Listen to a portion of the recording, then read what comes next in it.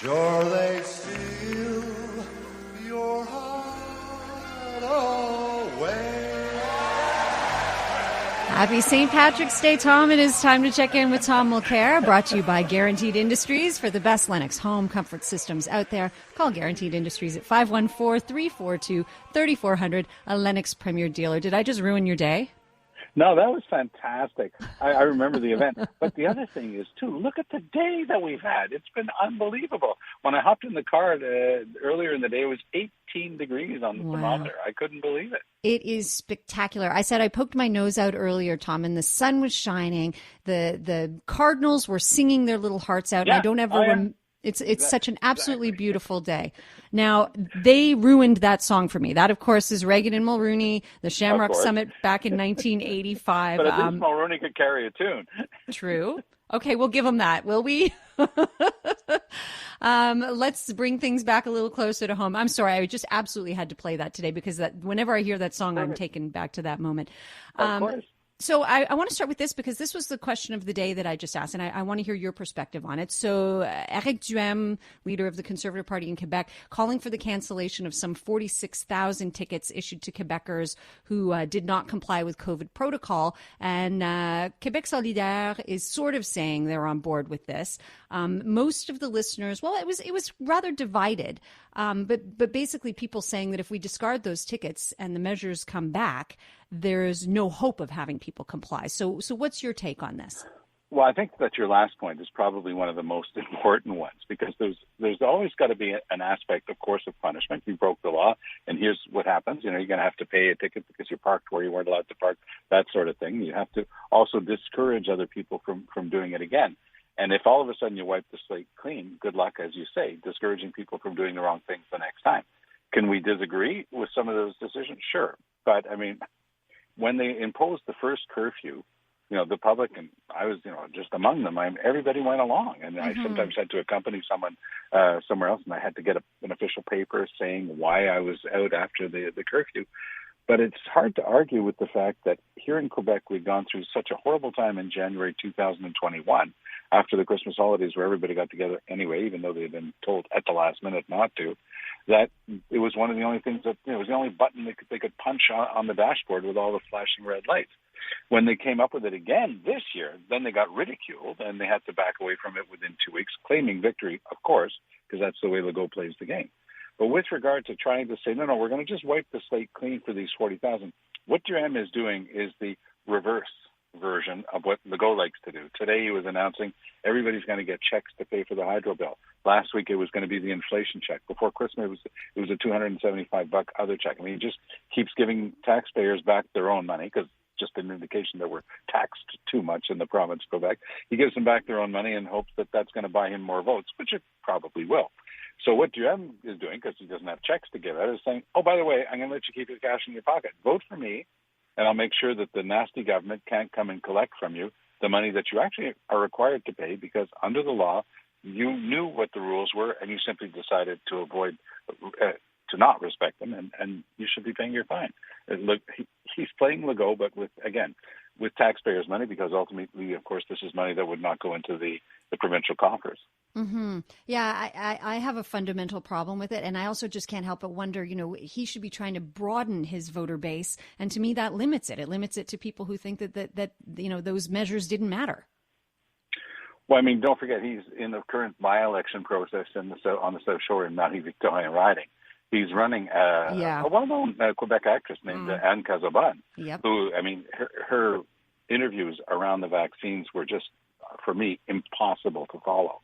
And she just went on, and she was nattering. It was always, these borderline conspiracy stuff about the vaccines and everything. The words she used to describe the vaccines are not repeatable on the air.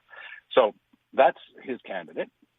He knows that there's a certain percentage of the population that agrees with that. And frankly, as the pandemic starts to lift, there's a larger and larger number of people who are averse to having more rules against, freedom of movement or choice or everything like that. So maybe it's going to work for him in the general election in Quebec City, but I can pretty well guaranteed that he's not going to win with Anne Casabonne in Marie-Victorin, because I don't think that people are going to go for this sort of stunt. But it's a clever stunt. I don't know if you saw what they did with the QR codes today, by the way. No.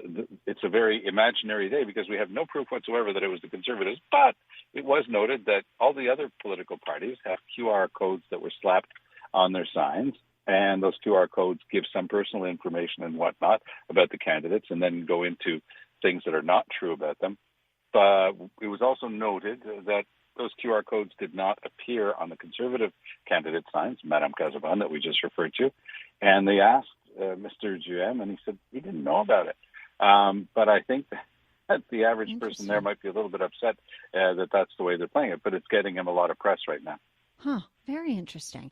Okay, I'm curious too about, as the state of emergency is being lifted, but the measures can potentially stay in place and the special powers stay in place until December 31st. If we look to what's happening in China and in Europe, we know that it's very possible that a fifth and even a sixth wave may be headed our way as well. How do you feel about the moves the government is making? How do you feel specifically about the state of emergency? Well, first of all, if there is another wave, they can always reintroduce whatever they want. But it would have to be done in the Parliament of Quebec, which is called the National Assembly, and it would have to be done respecting everybody's right to participate in the debate. Legault has gotten quite used to ruling by decree, and this is what he likes. And what he tried to do yesterday was pull a fast one, because if you look at the notes, the liner notes, what they call the explanatory notes that accompanied the bill, he said flat out in the first sentence, this gets rid of the health emergency provisions. But it doesn't. It keeps some of them around until December 31st, and that just means that it's going to be more difficult to root around and try to find out what sort of contracts they gave out for how many billions. And it's not transparent. He's playing a game. And some other things he's allowed to continue for 5 years. So all of the opposition parties in Quebec City, especially Quebec City and the Liberals, were up in arms about this today. And again, it's pure Legault. I mean, he's trying to pull the wool over people's eyes. It wasn't clear whatsoever. And I think that in the most simple explanation, Dominique Anglade got in a very good political line today. She said, look, this is simple dishonesty, with people. And Legault is getting caught on this sort of stuff more and more. And in an election year, that's not a good idea. Yeah, okay. Thank you. I want to move on to the big news that broke yesterday about no longer needing to take COVID-19 tests for fully vaccinated travelers entering into Canada as of April 1st. Again, I find myself I think it's great. I think it's great we're making progress, but I find myself a little white-knuckled as I'm listening to some of these decisions. Also, again, taking a look to what's happening in China and in Europe. What do you think about all these decisions coming down, and does it feel a little quick to you like it does to me? No, I think it's coming along in the right direction, and people can take their own choices. Nobody's going to tell you that you're not allowed to wear a mask on an airplane. Mm-hmm. I've flown twice since the beginning of the pandemic, once out to the Yukon and once out to Alberta. And I can tell you, I was double masking the whole way, and I was super careful because I was incredibly nervous about this thing. So people would be allowed to. But I think that we have to be careful with the reference to China, too, because, yes, they're getting hit by a wave, but it's a wave of Omicron. I mean, that thing just washes over. It doesn't hit hard, and it's gone quickly, and it provides an additional boost of immunity, to people who've got it. Nobody wants anybody to get it, and it's still here. By the way, in the past week, I've known more than a half a dozen people who have come down with it again. So it's still definitely out there, but it's a different beast than the ones that we dealt with in the first 2 years.